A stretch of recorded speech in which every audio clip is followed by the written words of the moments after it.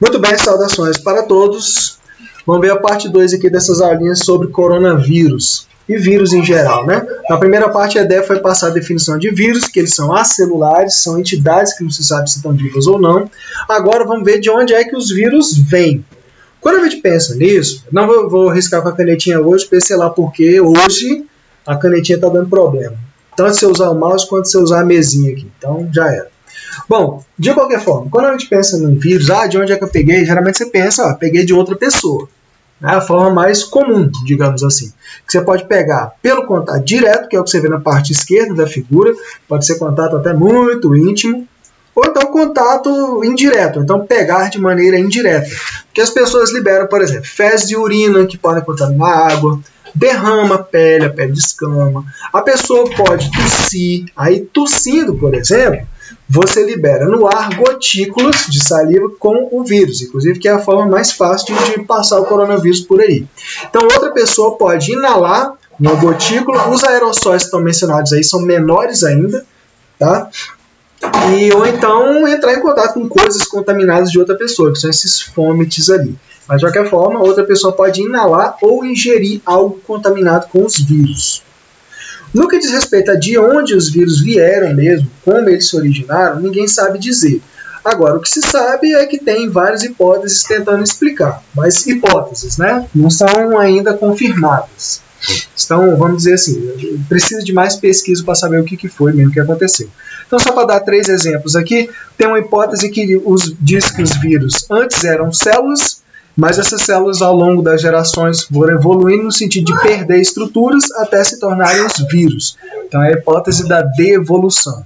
No meio aí, inclusive essa que eu gosto mais, apesar de eu não ser ninguém, então não confio em mim para nada não.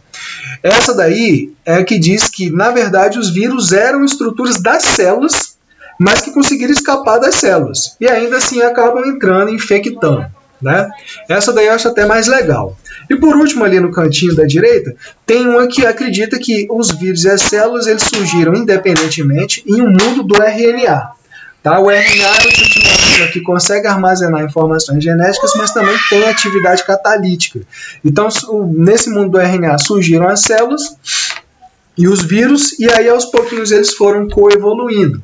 Né? Como, por exemplo, aqui você tem uma linhagem azul deu origem a duas, das células azuisinhas e das células verdinhas. Então vamos supor que no começo tem um vírus que infecta só a célula azul, ele mesmo pode ter originado aquele outro vírusinho no meio ali, o verdinho, que infecta as células verdes, e aos pouquinhos esses vírus infectando tanto a célula azul quanto a verde, para lá e para cá e tudo mais, sofrendo mutações, vão originando outros vírus ainda, tipo aquele amarelinho que aí já poderia infectar outros tipos de células e assim por diante.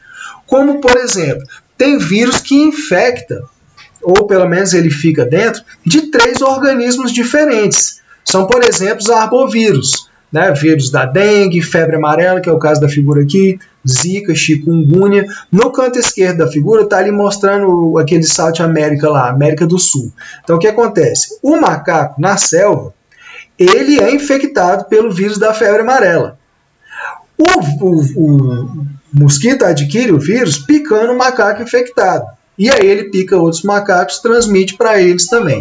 Agora vamos supor, um agricultor chega lá no meio do mato, alguma coisa assim, entra em contato com esses mosquitos. Se ele for picado por um mosquito que esteja contaminado, ele vai adquirir o vírus. Vamos supor que esse agricultor vá para a cidade, né, fazer alguma coisa lá. Na cidade ele é picado por um outro mosquito, um Aedes. Aquele hemaglobus também é da turminha, né, do Aedes.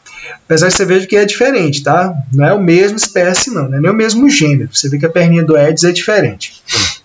Mas enfim, ele transmite esses vírus também. Aí o cara vai para a cidade, ele é picado por um Aedes. O Aedes, então, contrai o vírus e vai picando outras pessoas e vai passando e assim vai. Então são gerados aí, nesse caso, 2 ciclos, né? Um silvestre e um urbano. Mas você veja que o mesmo vírus ele está sendo capaz de infectar células em 3 organismos diferentes. Ou, se você for considerar a espécie aqui, são 4, né? Uma espécie de macaco, o humano e 2 espécies de mosquito. Tá? Porque eles vão infectando os organismos, vão sofrendo mutações, vão gerando subtipos diferentes e assim por diante. Outro exemplo aqui, por exemplo, é burro. Outro exemplo aqui são os vírus influenza. Então você veja, faz de conta que o cara verdinho ali é um fazendeiro, ele cria patos e porcos. Então tem o vírus influenza que infecta ele, e tem ali em cima, com o material genético dentro do vírus pintado de laranja, o vírus que infecta aves. Esses dois, vamos supor, eles infectam o porco. Eles dois infectando o porco juntos, isso aí pode gerar vírus híbridos, tá? Com características de ambos, que aí podem ter assim, atividades diferentes nos organismos, causar infecções, pode até ser piores, inclusive, ou então infectar outros organismos ainda, tá? Serem mais facilmente transmissíveis, essas coisas assim. Tá? Então os vírus eles sofrem mutações, eles evoluem ao longo das gerações, eles podem sofrer essas recombinações aí, eles mudam muito, e assim vão sendo gerados muitos tipos de vírus diferentes que infectam muitos organismos diferentes. Então, falando em bicho, muitos dos vírus que nos acometem, né, especialmente se tratando dessas viroses emergentes aí, eles vêm de bichos que são chamados reservatórios. Então nessa figura aí, ó, tem essa seta roxa indicando uma espécie de linha do tempo com algumas epidemias que houve já no mundo. E embaixo está mostrando só a epidemia de influenza. Então você vê lá que para os vírus da influenza, os reservatórios deles são basicamente aves e porcos. E eles conseguem nos infectar. E em cima tem vários outros tipos de vírus. Tem ali ebola, que é um vírus cujo reservatório é morcego. O vírus da hantavirose, o hantavírus, é um vírus cujos reservatórios são os ratos. Para os coronavírus, você vê ali que os reservatórios são morcegos, está mais no canto direito da figura. O SARS coronavírus, que foi de 2002 2003, e esse MERS coronavírus aí, Middle East, né, que foi de 2012. Tá? Então, morcego. Se você for olhar no geral, aí o bicho que aparece mais é morcego. Basicamente, morcego aparece muito. E tem um motivo para isso, já nós vamos ver. Mostrando aqui de novo, no caso aqui de coronavírus, que podem infectar humanos e tudo mais. Então tem coronavírus cujo reservatório é rato, aqueles dois de baixo ali. E os outros de cima, os reservatórios são morcegos. Aí do morcego, o vírus passa para outro animal, e do outro animal ele consegue infectar o humano e causar doença. Então, por exemplo, o primeiro lá, que está com o retangulinho vermelho, o SARS coronavírus, que foi de 2002 e 2003. SARS, lembrando, tá, gente? É Síndrome Aguda Respiratória Severa. Estou falando assim para poder ficar mais aportuguesado e simples ali. Então, o vírus do morcego, ele pulou por um animal chamado de civeta, que é tipo uma mistura de furão com guaxinim, ele é parecido assim, e aí dessa civeta passou para humanos, né? Pode ter sido por conta de uso ou comercialização desses animais aí naqueles tais mercados molhados da China, que lá o povo comercializa animais silvestres com os fins mais diversos possíveis, né?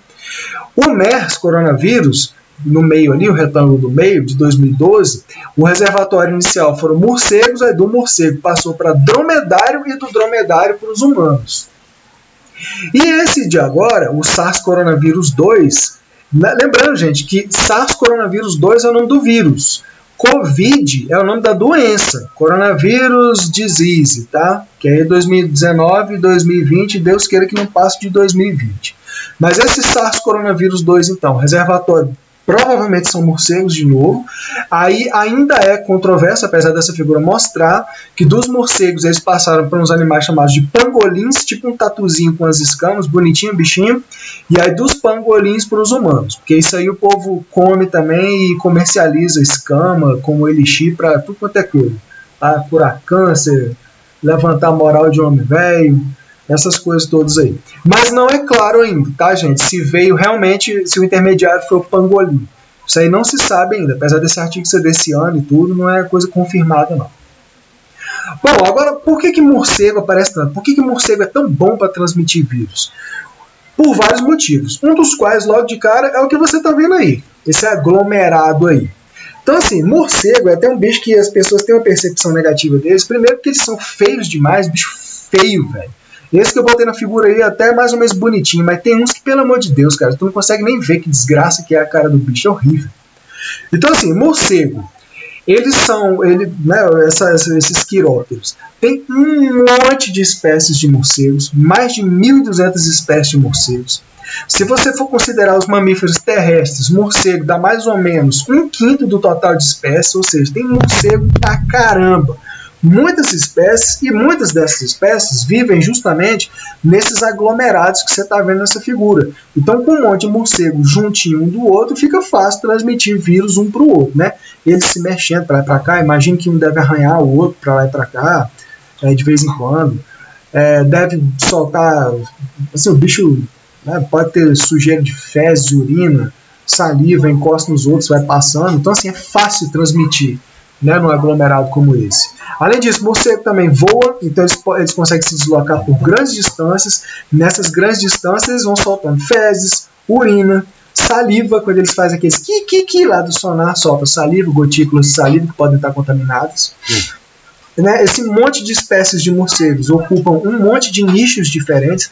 Então, esse alimento de fruta, de inseto, de peixe, de sangue, um monte de coisa. Então, tem muita coisa para entrar em contato e contaminar. São animais que são cosmopolitas, eles vivem quase no mundo inteiro, acho que só na Antártida que não.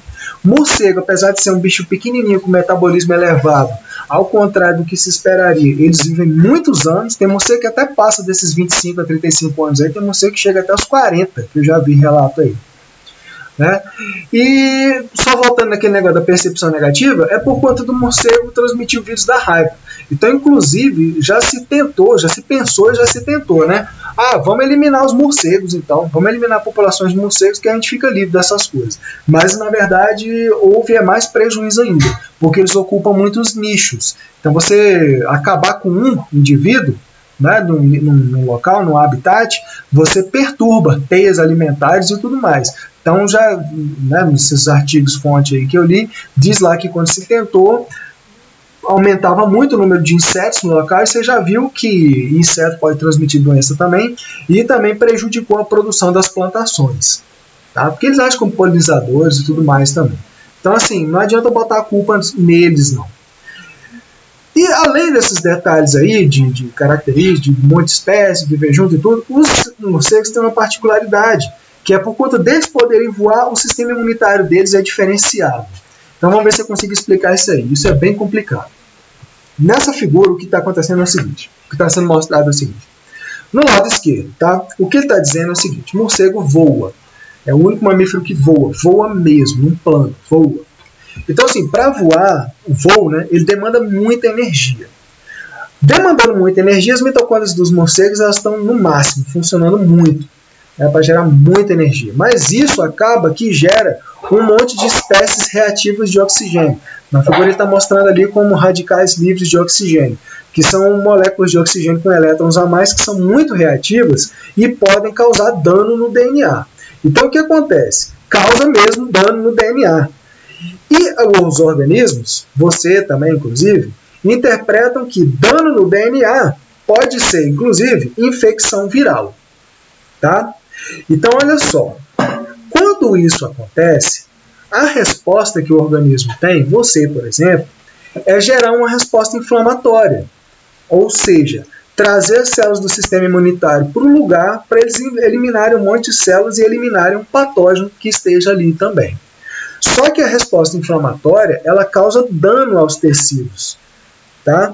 O sistema imunitário, ele não combate o agente patogênico com rifle de precisão, ele combate jogando granada. Então nessa dele jogar granada, ele destrói o agente patogênico, mas destrói as células também, causa dano, pneumonia, aquele negócio lá de encher o pulmão de líquido, de água e tudo mais, a pessoa ter dificuldade para respirar e tudo mais, por causa disso, inclusive. Né? Então, assim, isso gera inflamação. Para poder contrabalançar isso, porque senão o morcego não podia existir, ele não pode ter essa inflamação toda. O morcego, na verdade, o que ele faz é ter uma resposta que reduz a inflamação. Ele tem mecanismos para reduzir a quantidade da inflamação. Ele produz, tá, muitas moléculas que atuam no reparo do DNA e também moléculas que vão reduzir a resposta inflamatória. Agora, se reduz a resposta inflamatória, ele fica mais suscetível às infecções virais, justamente porque o sistema imunitário está sendo meio que deprimido. Tá? Então fica muito suscetível a ser infectado por vírus, por isso que acaba abrigando muitos vírus, inclusive.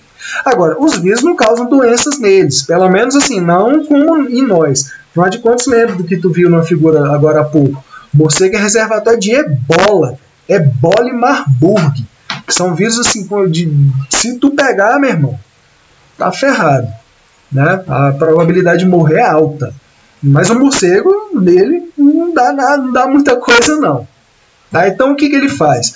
Ele reduz a resposta inflamatória, mas ele mantém quase que constante uma resposta por interferons. O que são esses interferons? Interferon é um tipo de molécula que você, por exemplo, produz em resposta a uma infecção viral. É uma molécula que interfere na replicação viral. Ela faz parte da resposta imune inata. Ela não é específica para um vírus específico. Ela é para vírus em geral. São moléculas que conseguem agir no sentido de dificultar a replicação dos vírus. Agora, não elimina os vírus. Então, o que acontece? Os vírus até têm a replicação deles limitada, mas eles não são eliminados de jeito nenhum. Tá? Então, primeira parte é isso. O morcego voa, por conta de voar, ele demanda muita energia, mas essa produção toda de energia gera muitos radicais de oxigênio, muitas espécies reativas de oxigênio. Isso gera dano no DNA, o que geraria uma resposta inflamatória.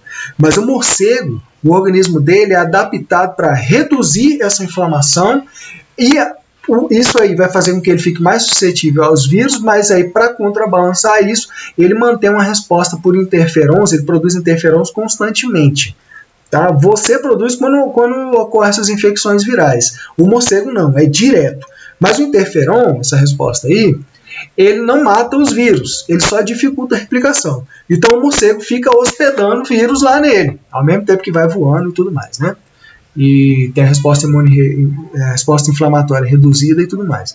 Mas ele abriga esse monte de vírus aí, por isso que é incubador de vírus. O que acontece então? Só vendo aqui do lado direito da figura, tá? Em eventos de estresse, a imunidade baixa, tá? A resposta baixa.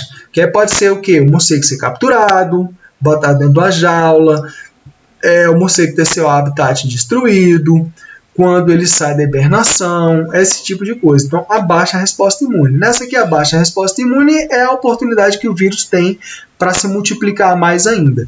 Aí, nessa de se multiplicar mais ainda, é que o vírus pode vazar e acabar infectando outras espécies. É o spillover que está ali embaixo. Tá? Então, basicamente, é por isso que o morcego ele consegue ser reservatório de tantos vírus. Vocês viram aí um monte de motivos, inclusive esse aqui mais molecular. Bom, aí qualquer coisa, gente, dúvida com relação a esses troços tudo aí, só perguntar nos comentários.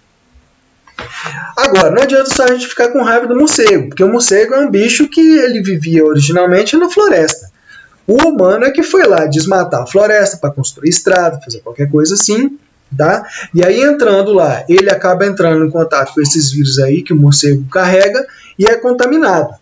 Aí, contaminado, ele pode levar o vírus para a cidade e contaminar outras pessoas. E o próprio morcego, como tem o habitat dele destruído lá na floresta, ele pode levar também, ele pode passar a frequentar as cidades, né, em busca de insetos, coisas desse tipo, e aí contaminar as pessoas na cidade também. No caso da China, tem outra complicação que é esse negócio de eles comercializarem animais exóticos. Tanto como alimento, como também para usar para elixir para mil coisas. Esse negócio de elixir para mil coisas é só para agregar valor ao produto. Porque aí, em tese, quem come essas coisas mesmo é elite, é rico. É um mercado para rico. Pobre, eu acho que não fica comprando essas coisas lá, não. Eu não vou perder muito tempo nesse detalhe, mas eu recomendo muito no Netflix você assistir, tem uma série lá chamada Explained, e aí um dos episódios é sobre pandemia, alguma coisa assim. Você vai achar fácil lá, tá? Que explica por que existem esses mercados molhados, né, como chama lá na China, com esse comércio de animais exóticos. Muito bom você saber. Tá? Em resumo, é porque as pessoas estavam morrendo de fome, aí o governo resolveu descentralizar as fazendas, e aí o povão do mato mesmo começou a fazer fazenda de tudo quanto é bicho, até urso, fazenda até de urso, né, para poder comer e tudo mais. E aí acaba que o negócio foi crescendo, e hoje em dia se comercializa para gente rica isso aí, né, o que é um problema, porque não é a primeira vez que um coronavírus sai lá da China para infectar outras pessoas, né, e matar um monte de gente. Essa já é a terceira vez e não vai ser a última. Então, no próximo vídeo dessa série, vamos ver sobre a doença em si. E é uma doença que tem um monte de controvérsias. Estou para ver, viu? Uma doença que tenha surgido recentemente com tanta implicação política. Mas é isso aí então, pessoal. Até a próxima. Valeu!